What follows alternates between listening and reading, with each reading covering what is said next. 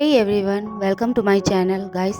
आज मैं आपके साथ शेयर करने वाली हूँ यूनमिन वन शॉट एफएफ, जिसमें टॉप जिमिन है और ये किसी की बर्थडे स्पेशल है जो कि मेरे क्यूट से सब्सक्राइबर ने मुझसे रिक्वेस्ट किया था, तो ये आपके लिए है। चलिए स्टोरी को स्टार्ट करते हैं। योंगी जल्दबाजी में रेडी होकर सीढ़ियों से नीचे की तरफ आ रहा था। उसकी मॉम उसे ऐसे भागते हुए देखकर कहती है, ओ तुम हमेशा इतनी जल्दी में क्यों रहते हो?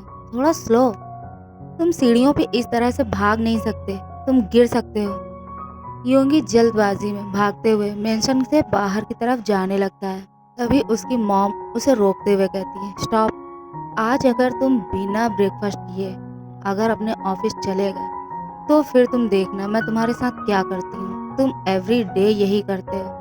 योंगी कहता है, मॉम आपको तो पता है ना मुझे कितना लेट हो रहा है, और मेरा बॉस कितना ज़्यादा एरोगेंट है, कितना ज़्यादा रूड है, और अगर मैं लेट पहुंचा तो वो मेरी जान ले लेगा। उसकी मॉम अपने दोनों हाथों को फोल्ड करके खड़ी हो जाती है और गुस्से में कहती है, अगर आज तुम बिना ब्रेकफास्ट किए ऑफिस चले गए तो मैं तुम्हारी जॉब ले लूँगी, ओके? योंगी अपने क्यूट फेस के साथ उनकी तरफ टर्न होकर देखता है और एक पाउट बनाते हुए कहता है, मॉम आप ऐसा नहीं कर सकती मेरे साथ। आप जानती हैं मुझे जॉब करना अच्छा लगता है। उसकी मॉम कहती है, और तुम जानते हो ना कि मुझे क्या अच्छा लगता है। तुम क्यों जल्दी नहीं उठते हो? मैंने तुम्हें कब उठाया था और अब तुम्हें जल्दबाजी में भागना है? हाँ, आज अगर तुम बिना ब्रेकफास्ट किए यहाँ से निकले तो मैं तुम्हारे डैड से बोलकर तुम्हारी जॉब जरूर छुड़वा दूंगी। योंगी, माय सन, तुम जानते हो ना कि तुम्हारे डैड खुद कितने बड़े बिजनेसमैन हैं, और तुम चाहो तो उनके साथ उनका बिजनेस ज्वाइन कर सकते हो। फिर तुम क्यों किसी के ऑफिस में जॉब करते हो जहाँ तुम्हें इस तरह से भागना पड़ता है बिना कुछ खाए पिए? आई नो मॉम, मैं सब जानता हूँ, बट मुझे अच्छा लगता है। मुझे जॉब एक्सपीरियंस करना है। मुझे जानना है कि एक एम्प्लॉय बन के किसी और के अंडर में काम करने में कैसा लगता है। मैं जानता हूँ कि मैं जब चाहूँ तब डैड का बिजनेस ज्वाइन कर सकता हूँ, बट अभी मुझे इसकी ज़रूरत नहीं है। सो प्लीज़ आप बार बार मुझे इस तरह से फोर्स करना बंद कीजिए, ओके? और ये कह के योंगी जल्दबाजी में अपने ब्रेकफास्ट को करने लगता है। उसकी मॉम कहती है, धीरे खाओ आराम से, वरना वरना खाना अटक भी सकता है। मॉम आप नहीं जानती मुझे पहले से ही कितना ज़्यादा लेट हो रहा है। योंगी जल्दी जल्दी आधा ब्रेकफास्ट करने के बाद ही उठकर वहाँ से जाने लगता है। अपनी मॉम के चीक्स पर एक किस करके वो उसे बाय बोलकर वहाँ से चला जाता है। योंगी जब ऑफिस पहुंचा, वो भागते हुए अपने कैबिन की तरफ जाने लगता है। तभी वो किसी से टकरा जाता है। योंगी के हाथ में कुछ फाइल्स और उसका फ़ोन था, जो कि अचानक से टकरा जाने पर गिर जाता है। वो झुककर फ्लोर से अपने सामान को उठाने लगता है, और जिस इंसान से वो टकरा गया वो उसे देखे बिना ही कहता है, क्या तुम ठीक तरह से देखकर नहीं चल सकते? मुझे ऑलरेडी बहुत ज़्यादा लेट हो चुका है, और अब तुम्हारी वजह से तुम। और ये कह के वो अपना सामान उठाकर जैसे ही फ्लोर पर से उठकर खड़ा होता है और वो अपने सामने वाले पर्सन को देखता है, वो उसको देखने के बाद और कुछ बोल ही नहीं पाता, और वो चुपचाप उसकी तरफ देखने लगता है। उसकी आईज जो वाइडन हो चुकी थी और उसके फेस से स्माइल बिल्कुल गायब हो चुकी थी। सामने वाला पर्सन और कोई नहीं, मिस्टर पार्क जिमिन है, जिसके ऑफिस में वो काम करता है, जो इस कंपनी का सीईओ है। वो अपनी कोल्ड आइज से योंगी की तरफ ही देख रहा था। योंगी कहता है, ओ आई एम सॉरी सर, मैंने देखा नहीं, वो मेरी ही गलती थी। मुझे देखकर चलना चाहिए। मैं अगली बार इसका ख्याल रखूंगा। I am sorry. सभी एम्प्लॉय उनकी तरफ ही देख रहे थे। जिमिन अपनी कोल्ड आइज से योंगी की तरफ देखकर कहता है, तुम्हें आज फिर इतना ज़्यादा लेट कैसे हो गया? मे भी तुम्हें अपनी जॉब से बिल्कुल भी प्यार नहीं है और तुम इस जॉब को गंवाना चाहते हो। कोई बात नहीं, बहुत से ऐसे लोग हैं जो मेरे ऑफिस में जॉब करने के लिए पागल हैं। तो अगर तुम इस जॉब को नहीं करना चाहते हो तो तुम जा सकते हो। You are free. वो सर मैं आपको एक्सप्लेन कर सकता हूँ कि मैं क्यों लेट हो गया। जिमिन कहता है हाँ बिल्कुल, आज भी तुम्हारे पास एक कोई नया बहाना होगा। आई नो कि एवरी डे तुम्हें लेट आना है और इसके लिए तुम्हारे पास एक कोई सॉलिड सा नया बहाना होगा, है ना? आई एम सॉरी सर, बस आज लास्ट है। कल से मैं 9 बजे से पहले ही ऑफिस आ जाऊंगा। Sorry sir, sorry sir and thank you sir. Jimin अपनी कोल्ड टोन में कहता है आज तुम्हारे सॉरी और थैंक यू से मुझे कोई फ़र्क नहीं पड़ने वाला है। तुम मुझे मेरे कैबिन में आके मिलो, ओके? ये कह के जिमिन वहाँ से चला जाता है। योंगी जो सभी एम्प्लॉय की तरफ देख रहा था और एक क्यूट सा एक्सप्रेशन उसके फेस पर आ जाता है। योंगी का फ्रेंड जो उसके साथ ही वर्क करता है वो कहता है आज तो तुम नहीं बचने वाले। आज या तो तुम रहोगे या फिर मिस्टर पार्क, आज वो तुम्हें नहीं छोड़ेगा। मुझे ऐसा क्यों लग रहा है कि आज वो तुम्हें इतनी आसानी से नहीं जाने देगा। योंगी अपने फ्रेंड की बातों को सुनकर उसे कोई भी आंसर किए बिना वहाँ से चला जाता है। वो अपने कैबिन में जाकर अपनी फाइल्स और अपने सामान को वहाँ पर रख के सीधा मिस्टर पार्क के ऑफिस में चला जाता है। वो ऑफिस में जाकर डोर पर नॉक करता है। जिमिन अपनी कोल्ड टोन में कहता है कम इन। योंगी एक लॉन्ग ब्रीथ लेता है और अपने दोनों हाथों को मुट्ठी करके ऐसे फील करता है जैसे वो अपने अंदर बहुत सारी एनर्जी एक साथ करना चाहता हो जिससे वो जिमिन का सामना कर सके। दो एम्प्लॉय आपस में बात करने लगते हैं। आज तो इस योंगी का काम तमाम होने वाला है। ये बहुत ज़्यादा लेट आता है और एवरी डे इसके पास कोई ना कोई बहाने भी होते हैं और मिस्टर पार्क उसकी सारी बातों को जानते हुए भी उसे क्यों ऑफिस से बाहर नहीं निकालते हैं। दूसरा एम्प्लॉय कहता है यार वो कितना क्यूट भी तो है। अगर उसके क्यूट फेस को देखूं मुझे उस पर बहुत प्यार आता है। मेरा बस चले तो मैं उसे प्रपोज कर दूं शादी के लिए। और मे भी उसके क्यूट फेस और नॉटी बिहेवियर को देखकर ही मिस्टर पार्क उसे ऑफिस से नहीं जाने देते, उसे जॉब से फायर नहीं कर रहे हैं। वरना एक रूड और क्रूअल बॉस होने के बाद भी, इस कंपनी के सीईओ होने के बाद भी वो उसे जॉब से क्यों नहीं निकाल रहा है। दूसरी तरफ योंगी जब जिमिन के कैबिन के अंदर जाता है, वो अंदर जाकर जिमिन के सामने खड़ा हो जाता है और उससे कहता है सर आपने मुझे बुलाया था। जिमिन कहता है हाँ मैंने तुम्हें बुलाया था, मुझे तुमसे एक बहुत ज़रूरी बात करनी है। योंगी कहता है जी सर बोलिए। जिमिन कहता है तुम अपनी जॉब को कब सीरियस लोगे, अपने वर्क को कब सीरियस लोगे और इस ऑफिस को कब सीरियस लोगे। हाँ मुझे ऐसा क्यों लगता है कि तुम मेरे बारे में कुछ भी नहीं जानते। तुम नहीं जानते कि ऐसा करने वालों के साथ मैं क्या करता हूँ। और ये कह के वो अपनी चेयर से उठकर खड़ा हो जाता है। योंगी उसे खड़ा होते हुए देखकर पीछे की तरफ होते हुए कहता है I am sorry sir but मैं वो थोड़ा। योंगी आगे कुछ बोल पाता, जिमिन उससे पहले ही उसके बिल्कुल पास आ जाता है और उसकी आंखों में इंटेंस लुक के साथ देखते हुए कहता है बोलो आज तुम क्या कहना चाहते हो। मैं आज का तुम्हारा कोई नया कोई प्यारा सा बहाना सुनना चाहता हूँ। और ये कह के वो अपने एक हाथ से योंगी की वेस्ट को पकड़कर उसे अपनी तरफ खींचते हुए कहता है बेबी बॉय एवरी डे ही तुम ऐसा क्यों करते हो। तुम जानते हो ना कि मैं ऑफिस आने के बाद सबसे पहले तुम्हें देखना चाहता हूँ, तुमसे बात करना चाहता हूँ। और तुम हो कि तुम्हें तो अपनी नींद से ही फुर्सत नहीं है। तुम इतना लेट कैसे सो सकते हो। तुम अच्छे से जानते हो मेरे बारे में, फिर भी तुम ऐसा क्यों करते हो। योंगी अपने दोनों हाथों को जिमिन के नेक के अराउंड फोल्ड करते हुए कहता है बिकॉज मैं जानता हूँ कि तुम ऑफिस में मेरा वेट कर रहे होगे और मुझे तुम्हें ऐसे इस तरह से सताना बहुत अच्छा लगता है। मुझे बहुत पसंद है। मुझे अच्छा लगता है जब मैं तुम्हें टीज करता हूँ। I like to tease you. और ये कह के योंगी जिमिन को अपने और पास खींचने लगता है। उन दोनों के फेस पर एक स्माइल आ जाती है। जिमिन अपने दोनों हाथों को योंगी के वेस्ट के अराउंड ग्रैब करके उसे और पास खींच लेता है। जिमिन अपने लिप्स को योंगी के लिप्स के पास ले जाने लगता है और वो उसकी तरफ झुकने लगता है। सडनली योंगी उसे पीछे की तरफ पुश कर देता है। जिमिन उसके ऐसा करने पर मैं अपनी कोल्ड टोन में उसे कहता है, बेबी बॉय ये तुम क्या कर रहे हो? तुम जानते हो ना मेरा अभी कितना ज़्यादा मूड है तुम्हें किस करने का। योंगी अपने फेस पर एक पाउट बनाकर कहता है, तुम कोई मुझसे प्यार व्यार नहीं करते, ये सब बस तुम दिखाने के लिए करते हो। जिमिन अपने सॉफ्ट टोन में कहता है, नो माय लव ऐसा कुछ भी नहीं है, तुम जानते हो कि मैं तुमसे कितना ज़्यादा प्यार करता हूँ और सब कुछ जानते हुए भी तुम इस तरह की बातें करते हुए बिल्कुल अच्छे नहीं लगते। अब प्लीज़ मुझे मेरा मॉर्निंग किस दे दो, मैं बहुत ज़्यादा मिस कर रहा हूँ उसे। योंगी गुस्से से कहता है, योंगी कहता है, पीछे हटो, आज तुम्हें कोई किस विस नहीं मिलने वाली।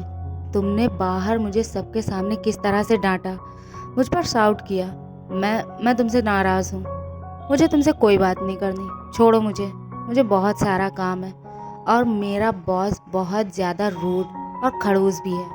अगर मैंने अपना वर्क टाइम पर फिनिश नहीं किया तो वो मुझे जॉब से भी निकाल सकता है। और ये कह के योंगी अपने वेस्ट के अराउंड से जिमिन के हाथ को हटाकर वहाँ से जाने लगता है। जिमिन उसे ऐसा करने से रोक देता है और उसे बैक हक करके अपना चिन उसके शोल्डर पर रखते हुए कहता है, माय बेबी मुझसे इतना ज़्यादा एंग्री है।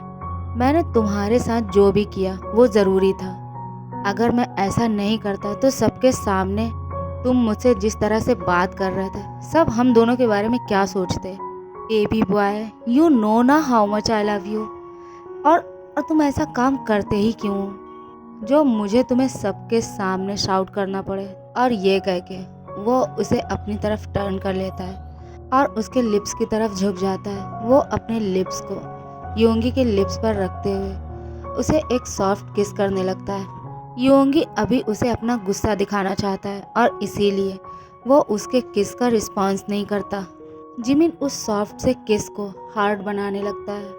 वो उसे डीपली किस कर रहा था। वो अपनी टंग को योंगी के माउथ के अंदर स्लाइड कर देता है और उसके माउथ को फुल एक्सप्लोर करने लगता है। वो उसकी टंग के साथ फाइट करने लगता है। योंगी अब ना चाहते हुए भी उसके किस का रिस्पॉन्स करने लगता है और वो दोनों एक दूसरे को डीपली किस कर रहे थे।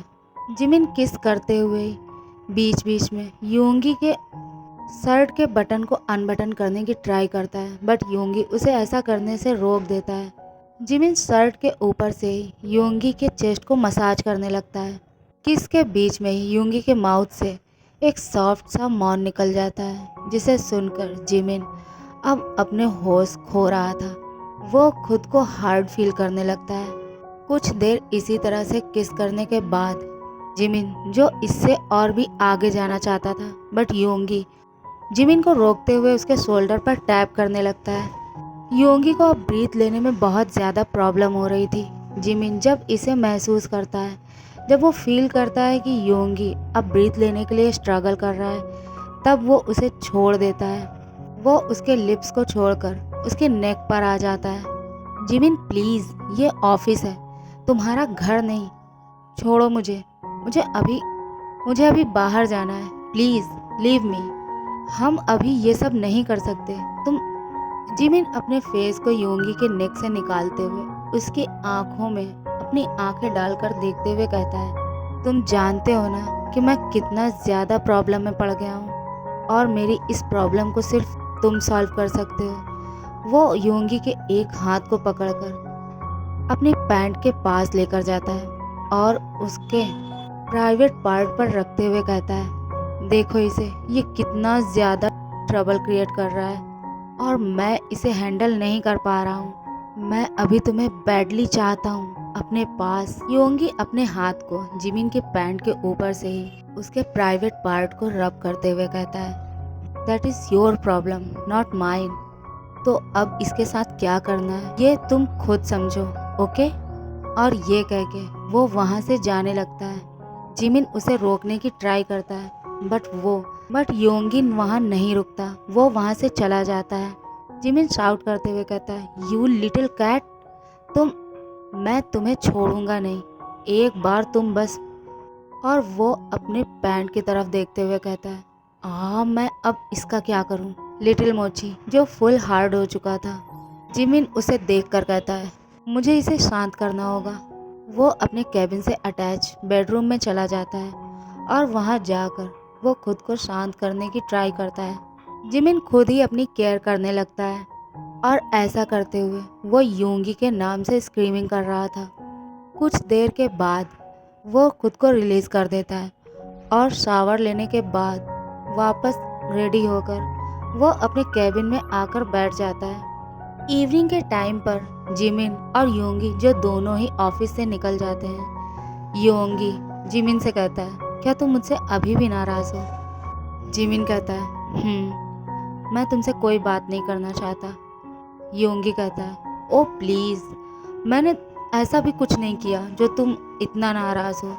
जिमिन कहता है, तुमने मुझे उस कंडीशन में अकेला छोड़ा जब मुझे तुम्हारी बहुत ज़्यादा ज़रूरत थी। योंगी कहता है, ओ प्लीज़, तुम वो कंडीशन तुमने खुद क्रिएट की थी। मैंने तो कुछ नहीं कहा था। मैंने तो तुमसे नहीं कहा था कि खुद को इतना ज़्यादा हार्ड करो। जिमिन एंग्री टोन में कहता है, एक बार शादी हो जाने दो, फिर मैं तुम्हें बताऊंगा कि क्या करना है और किसने क्या किया था। योंगी शादी के नाम को सुनकर शाई फील करने लगता है। उसके चिक्स रेड हो चुके थे और उसके ईयर भी। वो अब अपने फेस को विंडो की तरफ टर्न करके बाहर की तरफ देखने लगता है। योंगी नहीं चाहता कि वो अपना शाई फेस जिमिन को दिखाए। जिमिन जो समझ जाता है कि योंगी अभी बहुत ज़्यादा शाई फील कर रहा है और इसका फ़ायदा उठाकर वो उसके थाई पर अपने हाथ को रख के उसे स्क्वीज़ करने लगता है। योंगी जो उसके हाथ को पकड़कर अपनी थाई पर से हटाते हुए कहता है, तुम जानते हो ना कि मैं अभी कितना ज़्यादा शाई फील कर रहा हूँ और फिर भी तुम मुझे और भी ज़्यादा टीज़ करने में लगे हुए हो। जिमिन स्माइल करते हुए कहता है, ओके फाइन, मैं कुछ नहीं कर रहा। अच्छा बोलो, क्या तुम कुछ खाओगे? योंगी कहता है, नो वे, मुझे अभी बिल्कुल भी भूख नहीं है। मैं बस घर जाना चाहता हूँ। आज मुझे बहुत ज़्यादा नींद आ रही है। मैं बहुत ज़्यादा टायर्ड फील कर रहा हूँ। मुझे सोना है। जिमिन कहता है, ओ माई स्लीपी कैट, तुम जितना मर्जी सो लो, बट हाँ, आज रात में मुझे तुमसे बात करनी है, ओके? तो तुम बात करते हुए बीच में नहीं सो सकते। अगर आज तुम सो गए तो कल मैं पक्का तुम्हारे साथ कुछ ना कुछ। योंगी उसकी बात को बीच में काटते हुए कहता है, मुझे घर जल्दी जाना है। प्लीज़ कार फास्ट ड्राइव करो। मुझे ऐसा क्यों लग रहा है कि मुझे अपना ड्राइवर चेंज करना पड़ेगा। तुम कितना स्लो कार ड्राइव कर रहे हो। जिमिन कहता है, शट अप, तुम कुछ ज़्यादा नॉटी नहीं हो रहे हो। योंगी स्माइल करते हुए कहता है, वो तो मैं हूँ। जिमिन योंगी को उसके मेंशन के बाहर छोड़ देता है। वो उसे बाय बोलकर वहाँ से चला जाता है। योंगी जो अपने मेंशन के अंदर आकर सीधा अपने रूम में चला जाता है। योंगी और जिमिन जो एक दूसरे को यूनिवर्सिटी के टाइम से ही जानते हैं और वो दोनों एक दूसरे को बहुत ज़्यादा प्यार करते हैं। इवन जिमिन के साथ रहने के लिए ही योंगी उसके ऑफिस में वर्क करता है। योंगी के डैड भी कोरिया के टॉप बिजनेसमैन में से एक हैं और वो उसे कई बार ऑफ़र कर चुके हैं अपने ऑफिस को ज्वाइन करने के लिए। बट योंगी जो जिमिन को छोड़ना नहीं चाहता और इसीलिए वो उसके ऑफ़र को ठुकरा कर वो उसके ऑफ़र को हर बार रिजेक्ट कर देता है और योंगी जिमिन के साथ रहने के लिए उसके ऑफिस में काम करता है। डिनर के टाइम पर अब योंगी उसके मॉम डैड और उसका बिग ब्रदर जो सब डिनर कर रहे थे। योंगी कहता है, मॉम मॉम, अब आपको ऐसा नहीं लगता कि अब ह्योंग की शादी हो जानी चाहिए? ऐसा कोई हो आपके साथ ढेर सारी बातें करने के लिए, कोई हो जो जब हम सब घर पे ना हो तो आपको कंपनी दे, कोई तो ऐसा हो ना। और वैसे भी जब तक ह्योंग की शादी नहीं हो जाती तब तक मेरा नंबर तो आने से रहा। ह्योंगी के मॉम डैड और उसका ह्योंग जो उसकी तरफ ही अपनी वाइडन आइज से देख रहे थे। उसका ह्योंग कहता है, यू शेमलेस, तुम ये क्यों नहीं कहते कि तुम्हें अपनी शादी की चिंता है? तुम्हें मेरी शादी से क्या मतलब है? मॉम, मैं अभी शादी नहीं करना चाहता। मैं अभी और भी ज़्यादा टाइम अपने बिजनेस को देना चाहता हूँ। मैं नहीं चाहता कि मैं अभी से शादी करके मैं अभी किसी की रिस्पॉन्सिबिलिटी नहीं लेना चाहता। बट हाँ, अगर इसे शादी की जल्दी है तो आप इसकी शादी कर सकते हैं, मुझे कोई प्रॉब्लम नहीं है। और वैसे भी छोटे बड़े से कुछ नहीं होता, जिसे जब शादी करनी है वो तब कर सकता है। ये कहीं लिखा तो नहीं है ना कि जब बड़े की शादी होगी उसके बाद ही किसी छोटे की शादी होगी। तो प्लीज़ आई सजेस्ट कि आप इसकी शादी जल्द से जल्द कर दीजिए। योंगी कहता है, ह्योंग प्लीज़ आप ऐसा नहीं कर सकते। आप पहले आपकी शादी होगी उसके बाद ही मेरी। लेकिन अगर आप इतना इंसिस्ट कर रहे हैं तो मैं सेक्रीफाइस करने के लिए तैयार हूँ। उसकी मॉम कहती है, अच्छा तो अब बात यहाँ तक पहुँच गई है। उसकी मॉम कहती है, वैसे आज तुमने बहुत अच्छा टॉपिक छेड़ा है। मैं किसी को जानती हूँ जो तुम्हारे लिए बिल्कुल परफेक्ट है। मैंने और तुम्हारे डैड ने, हम दोनों ने मिलकर उसे तुम्हारे लिए पसंद कर लिया है। इवन हमने तो उसके मॉम डैड से भी बात कर ली है और वो भी तुम्हें बहुत ज़्यादा पसंद करते हैं और वो तुम्हें अपना सन इन लॉ बनाने के लिए बिल्कुल रेडी हैं। यूंगी के गले में खाना अटक जाता है, वो खांसने लगता है। उसका ह्योंग जो उसके बैग को रब करते हुए उसे पानी देता है और उससे कहता है, इसे पियो। क्या हुआ है तुम्हें? मैंने तुम्हें कितने बार कहा है कि हमेशा जल्दी में मत रहा करो, आराम से खाओ। अब देखो खाना अटक गया ना। योंगी अपने ह्योंग के हाथ से लेकर पी पानी पीने लगता है और पानी पीने के बाद जब वो थोड़ा ठीक फील करता है वो अपनी मॉम से कहता है, मॉम मैंने आपसे ये कब कहा कि आप मेरे लिए किसी को पसंद करो। मैंने तो मुझे अभी कोई शादी वादी नहीं करनी, मैं बस मजाक कर रहा था। योंगी के डैड कहते हैं, बट योंगी बेटा हम बिल्कुल भी मजाक के मूड में नहीं हैं। हमने जो कहा वो बिल्कुल सीरियस है। तुम्हारी मॉम ने और मैंने मिलकर तुम्हारे लिए किसी को पसंद किया है और मुझे पूरा यकीन है कि तुम उसके साथ बहुत खुश रहोगे। वो तुम्हारा वैसे ही अच्छे से ख्याल रखेगा जैसे हम रखते हैं। वो तुम्हें वैसे ही ट्रीट करेगा जैसे हम करते हैं। वैसे तो वो तुम्हें बहुत पसंद करता है, लेकिन अगर उसने तुम्हारे साथ कोई भी मिसबिहेव किया तो तुम हमें आकर बता सकते हो, हम उससे बात करेंगे। योंगी खाना छोड़कर उठकर वहाँ से जाने लगता है। उसकी मॉम कहती है, बेबी हमने तुम्हारी शादी उसके साथ फिक्स कर दी है और तुम्हें उससे शादी करनी होगी। योंगी सीढ़ियों से ऊपर जाते हुए कहता है, कोई मुझे फोर्स नहीं कर सकता है। मैं किसी ऐसे पर्सन से कभी शादी नहीं करूँगा जिसे मैं जानता भी नहीं। और ये कह के वो अपने रूम में चला जाता है। योंगी अपने रूम में आकर डोर अंदर से क्लोज़ करके अपने फ़ोन को उठाकर बेड पर बैठ जाता है और जिमिन को कॉल करने लगता है। जिमिन जो अभी डिनर कर रहा था और अपने मॉम डैड के साथ था, वो योंगी की कॉल देखकर फ़ोन साइलेंट कर देता है। उसके डैड कहते हैं, क्या हुआ है, किसकी कॉल है, तुम बात क्यों नहीं कर रहे हो? जिमिन कहता है, वो डैड नथिंग इम्पॉर्टेंट, मेरा एक फ्रेंड है जो कॉल कर रहा है, उसे मे भी मुझसे कुछ बात करनी है। जिमिन के डैड कहते हैं, तो तुम कॉल ले सकते हो, हमें कोई प्रॉब्लम नहीं है। जिमिन कहता है, मेरा बस हो गया है, मैं बस जाने वाला हूँ। और वो डाइनिंग टेबल से उठकर अपने फ़ोन को लेकर अपने रूम की तरफ चला जाता है। वो अपने रूम में आकर योंगी को कॉल करता है। योंगी गुस्से में कॉल को पिक करके उससे कहता है, कहाँ थे तुम? मैं तुम्हें कब से कॉल कर रहा हूँ, तुम्हें मेरी कॉल नहीं दिखी? जिमिन योंगी को इतने गुस्से में देखकर कहता है, क्या हुआ है, अब कौन सा बम फूटने वाला है? तुम इतने गुस्से में क्यों लग रहे हो? योंगी कहता है, बम फूटने नहीं वाला है, बम फूट चुका है मेरे सर पर। जिमिन कहता है, क्या हुआ है, क्या तुम मुझे क्लियरली बताओगे? योंगी कहता है, हाँ बिल्कुल, क्यों नहीं, तुम्हें ही तो बताऊंगा, और किसे बताऊंगा? जिमिन कहता है, क्या तुम ये गोल मोल बातें करना बंद करोगे? क्या तुम मुझे सीधे बता नहीं सकते हो क्या हुआ है?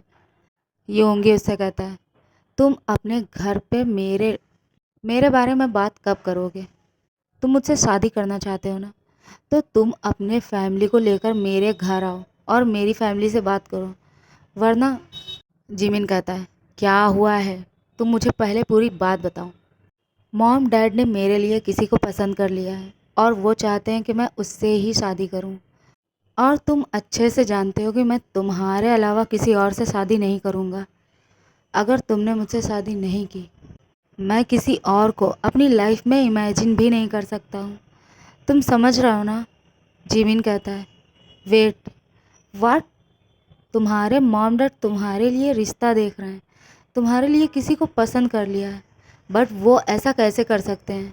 तुमने ही तो कहा था ना, अभी तुम्हारे ह्योंग की शादी होनी बाकी है। तुम अभी शादी नहीं कर सकते हो।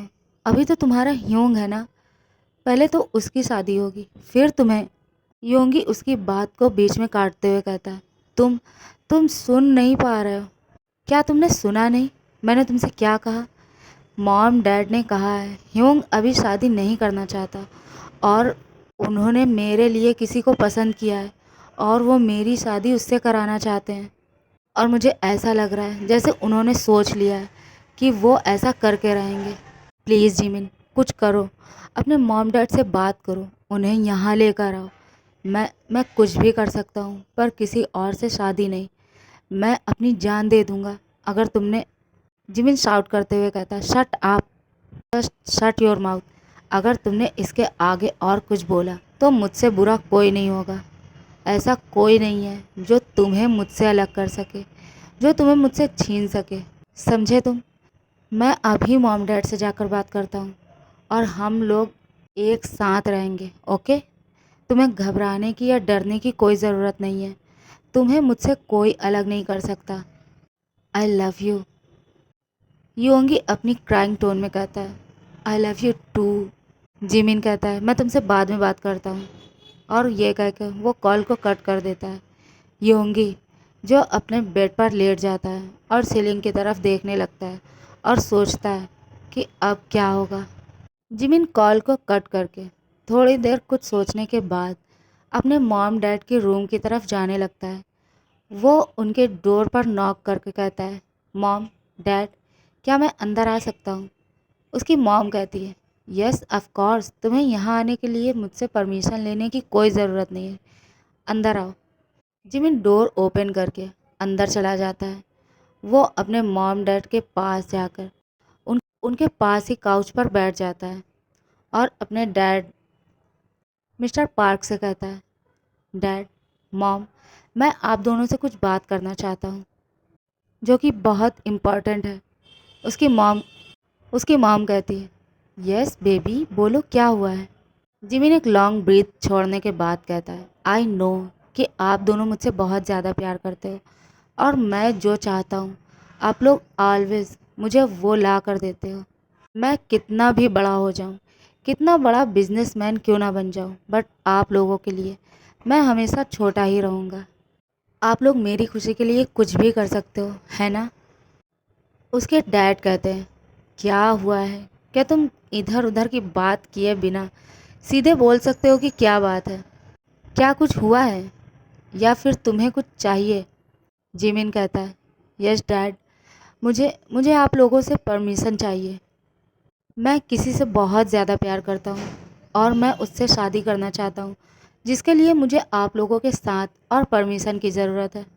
जिमिन की मॉम, जो उसके पास ही काउच पर बैठी हुई थी, वो उठकर खड़ी हो जाती है और अपनी कोल्ड टोन में कहती है, क्या? किससे? कौन है वो? किससे प्यार करते हो तुम? कौन है वो पर्सन? जिमिन कहता है, मॉम, आप उसे नहीं जानती, बट वो बहुत अच्छा है और मुझसे बहुत ज़्यादा प्यार करता है। मैं भी उससे बहुत ज़्यादा प्यार करता हूँ, और वो बहुत इनोसेंट है।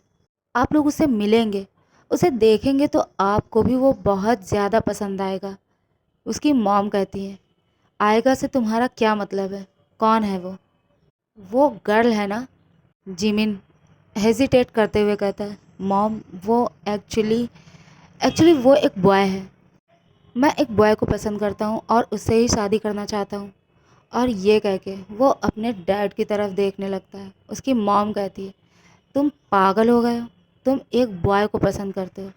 तुम ऐसा कैसे कर सकते हो? सोसाइटी में हमारी रेपुटेशन का क्या होगा? तुम जानते हो ना, तुम्हारे डैड कितने बड़े बिजनेसमैन हैं, और उन्हें हर कोई जानता है। इवन तुम्हें, तुम्हारे बारे में लोग क्या बोलेंगे, क्या तुम जानते हो? जिमिन कहता है, आई नो मॉम, मैं सब कुछ जानता हूँ, और मैं सब कुछ जानने के बाद भी ये कह रहा हूँ।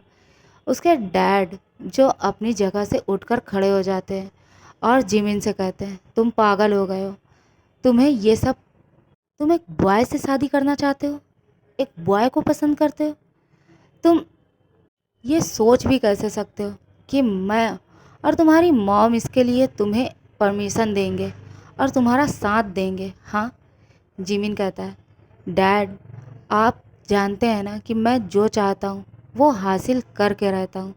अगर आप लोग मेरा साथ नहीं देंगे, मुझे परमिशन नहीं देंगे, तो कोई बात नहीं, मैं उससे शादी करके उसे लेकर अपने अलग दूसरे मेंशन में शिफ्ट हो जाऊंगा। आप लोगों को कोई प्रॉब्लम नहीं होनी चाहिए इससे।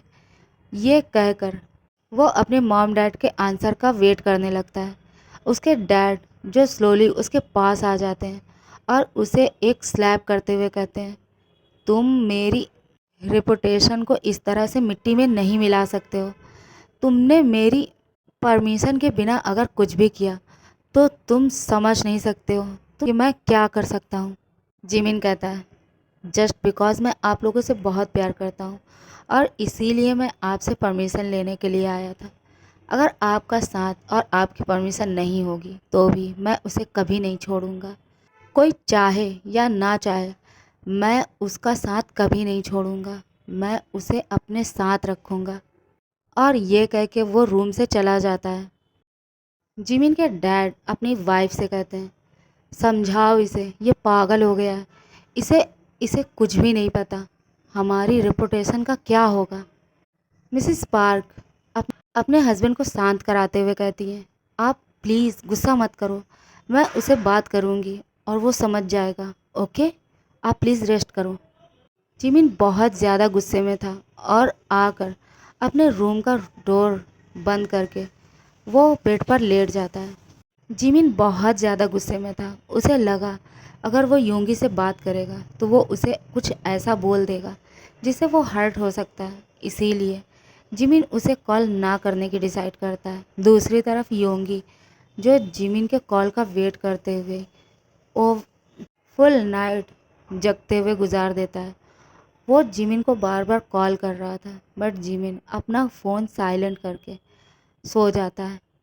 नेक्स्ट डे योंगी जो टाइम से पहले ही उठकर रेडी हो जाता है और वो ऑफिस के लिए निकल जाता है बिना किसी से कोई बात किए। ऑफिस पहुंचकर वो देखता है अभी कोई भी ऑफिस में नहीं आया था। वो अपने कैबिन में जाकर बैठ जाता है। वो जिमिन के ऑफिस आने का वेट करने लगता है।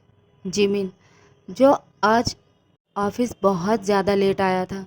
योंगी जब जिमिन को ऑफिस आते हुए अपने कैबिन की तरफ जाते हुए देखता है वो अपने कैबिन से निकलकर सीधा उसके कैबिन की तरफ जाने लगता है। वो बिना डोर पर नॉक किए सीधा उसके कैबिन के अंदर आ जाता है और उसके पास आकर जिमिन के कॉलर को पकड़ते हुए कहता है तुम क्या कर रहे थे यहाँ? मैंने होल नाइट तुम्हारे कॉल का वेट किया, तुम्हें कॉल किया, क्या तुम मुझे इग्नोर करने की सोच रहे थे?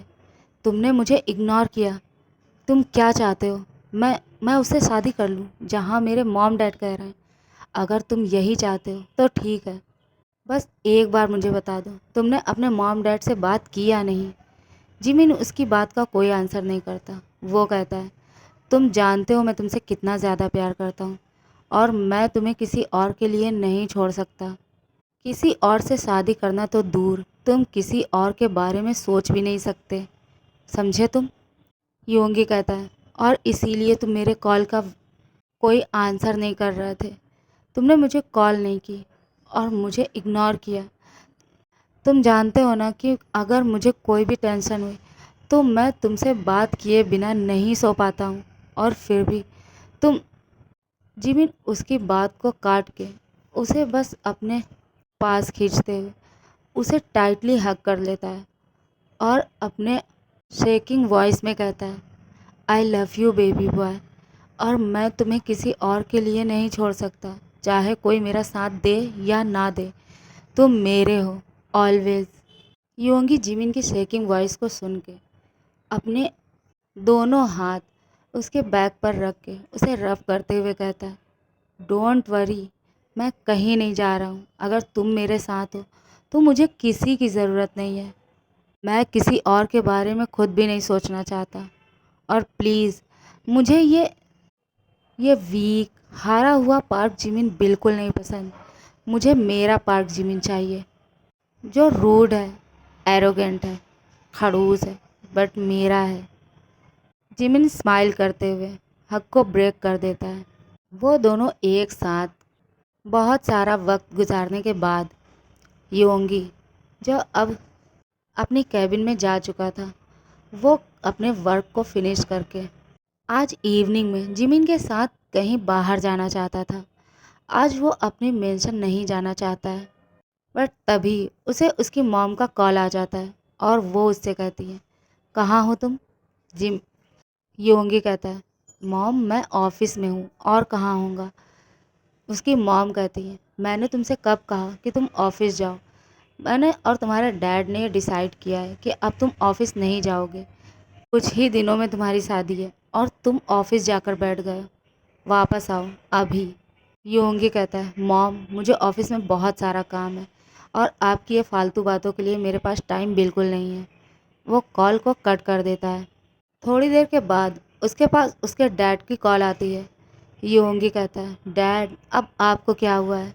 वो कहते हैं, मैं तुम्हारी ऑफिस के बाहर ही खड़ा हूँ, तुम्हारा वेट कर रहा हूँ, तुम नीचे आओ। तुम अभी मेरे साथ मेंशन वापस जा रहे हो।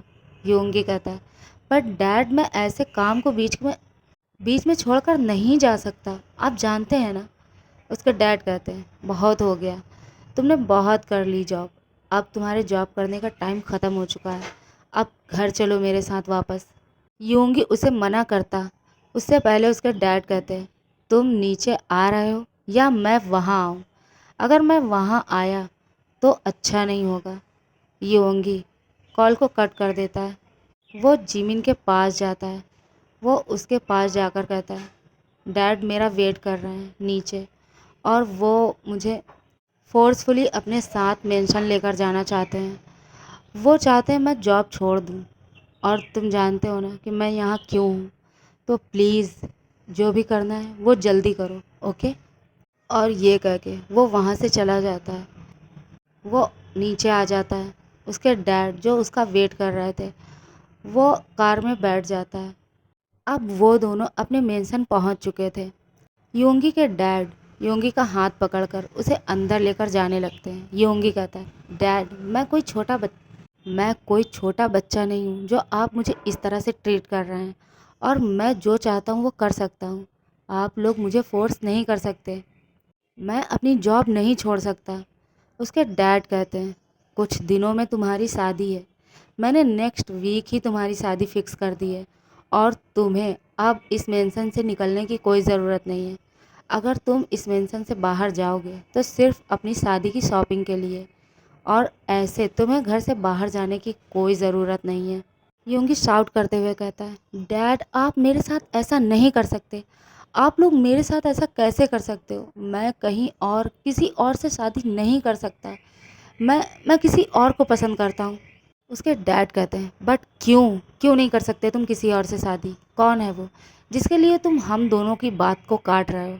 क्या तुम योंगी कहता है, हाँ डैड, मैं किसी और को पसंद करता हूँ और मैं उससे ही शादी करूँगा। मैं किसी और से शादी नहीं कर सकता। मैंने उससे प्रॉमिस किया है, मैं उसके अलावा और किसी से शादी नहीं करूँगा। वो बहुत अच्छा लड़का है। एक बार आप लोग उसे देख लीजिए, उसे मिल तो लीजिए, एक बार उससे बात करिए। वो मुझसे बहुत प्यार करता है और मैं उसके साथ बहुत खुश रहूँगा। वो मुझे बहुत अच्छे से जानता है, मुझे समझता है वो, और वो बहुत अच्छा है। आप लोग अगर उससे मिलोगे ना तो वो आप लोगों को भी बहुत पसंद आएगा। योंगी की इन सेमलेस बातों को सुनकर उसके डैड को बहुत ज़्यादा गुस्सा आ जाता है और वो उसे एक ज़ोरदार स्लैप कर देते हैं, जिससे वो फ्लोर पर गिरने ही वाला था। तभी उसका ह्योंग जो उसे आकर पकड़ लेता है और अपने डैड से कहता है, डैड आप ये क्या कर रहे हैं? आप उस पर ऐसे हाथ नहीं उठा सकते, उसे स्लैप नहीं कर सकते। योंगी अपने ह्योंग से कहता है, ह्योंग प्लीज़ प्लीज़ आप तो मुझे समझने की ट्राई करो ना। मैं उससे बहुत ज़्यादा प्यार करता हूँ, मैं उसके बिना नहीं रह पाऊँगा। प्लीज़ प्लीज़ आप लोग एक बार उससे मिल लो।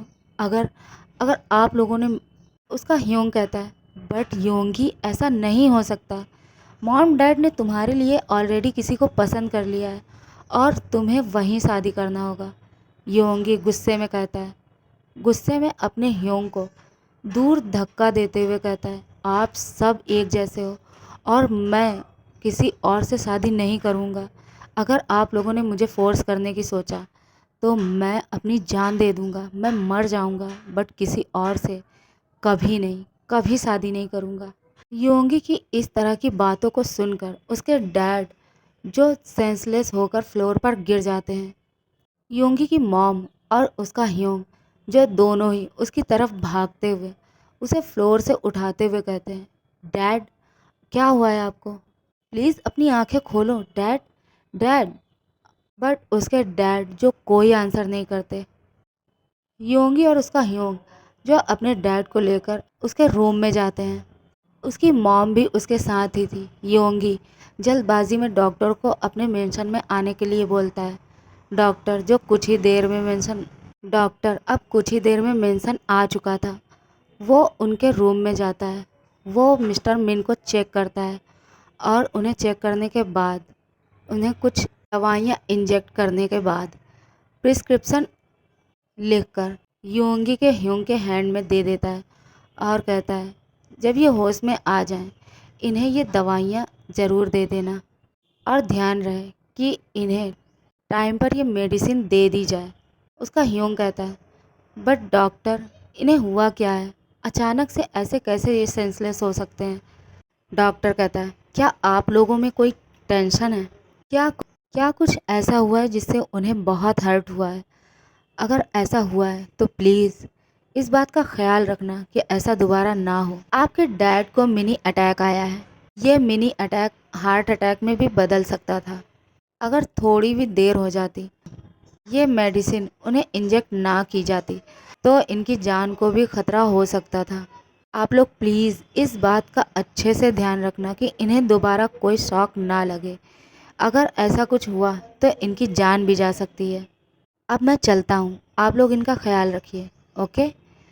यो- योंगी का मॉम योंगी की मॉम और उसका भाई दोनों ही जो योंगी से कहते हैं, योंगी प्लीज़ अब तुम ऐसा कुछ मत करना जो डैड के लिए, उनकी हेल्थ के लिए सही ना हो। प्लीज़ अगर उन्हें कुछ हो गया तो मैं तुम्हें, आज उनका जो हाल है वो तुम्हारी वजह से हुआ है। अगर उन्हें कुछ हो गया तो मैं तुम्हें कभी माफ़ नहीं करूँगा और मैं तुम्हें कभी नहीं छोड़ूंगा और तुम्हारे उस लवर को मैं तुम दोनों को मार दूंगा। योंगी की मॉम उससे रिक्वेस्ट करते हुए कहती है, प्लीज़ बेबी ऐसा कुछ मत करना जिससे तुम्हारे डैड हमें छोड़कर चले जाएं। तुमने सुना ना डॉक्टर ने क्या कहा, तो प्लीज़ प्लीज़ तुम इसके लिए रेडी हो जाओ। प्लीज़ उसे छोड़ दो और जिसे हमने पसंद किया है तुम उससे शादी कर लो, प्लीज़ बेबी। योंगी जो उन दोनों को कोई आंसर नहीं करता और उसकी आइज़ से आंसू ड्रॉप होने लगते हैं। वो चुपचाप अपने डैड के पास आकर बैठ जाता है और उनका हाथ पकड़कर उनसे कहता है, डैड डोंट वरी, आप जैसा कहेंगे, आप जैसा चाहेंगे मैं बिल्कुल वैसा करूँगा। मैं उसे छोड़ दूँगा, मैं उससे कभी बात नहीं करूँगा और मैं उससे कभी नहीं मिलूँगा। आप लोग जो चाहते हैं मैं वही करूँगा, बस आप जल्दी से ठीक हो जाओ।